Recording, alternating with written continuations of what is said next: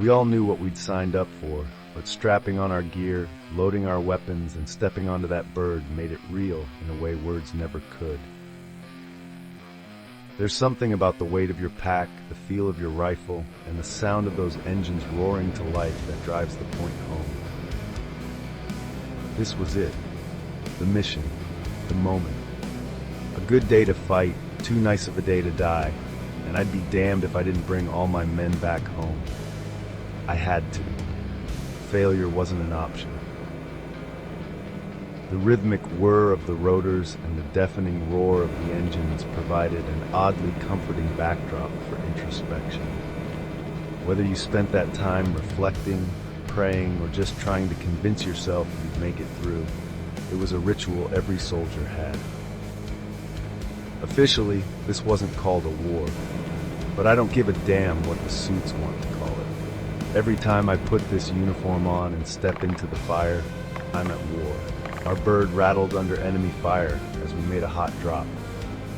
The doors swung open, the adrenaline hit, and we disembarked into chaos. The comms crackled with warnings from command about possible hostiles in the area. "Thanks for the heads up, Command," I muttered under my breath. Real helpful. We advanced with precision, guns forward, sweeping the terrain as we moved. Tension hung heavy, but we were trained for this, ready for whatever came next. What we didn't expect was to stumble across the lost patrol from Bravo Company. Their relief at seeing us was palpable, though the reunion was brief. We had work to do. Enemy movement was spotted to the south-southwest, and I called it in. Positions. My team fanned out like clockwork, every man knowing exactly where to go and what to do. Moments later, the enemy came into view. They might have thought they had the upper hand, but they didn't know who they were up against. We unleashed a symphony of firepower, a dose of unrelenting American justice. Their training didn't hold a candle to ours. The fight wasn't fair, and I intended to keep it that way. As the last echo of gunfire faded, I scanned the area. Tangos down. All of them. My men were steady, their breathing measured, but I knew the fight wasn't over. It never really was.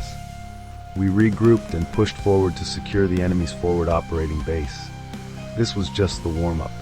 The real fight was up the hill, where their main force waited. The clock was ticking. We needed to reinforce the FOB before the enemy could regroup, but command had other ideas. Orders came down. We were Oscar Mike to the primary objective. No time to dig in. Bravo Company took the lead, and we moved to support them. En route, we stumbled upon an abandoned Jeep with a mounted heavy machine gun. "Jackpot," one of my guys muttered. We didn't need to say more. That gun would turn the tide in any engagement, and now it was ours. The final objective loomed ahead. The next group we were set to face was rumored to be their elite force, the best they had to offer. I could feel the anticipation building in my team. Elite, huh? That's what they said about the last bunch. Let's see if this crew lives up to the hype. No fear, no hesitation, just resolve. This is what we trained for. This is what we live for. And if today's the day we die, well, we'll make damn sure the enemy never forgets what we did.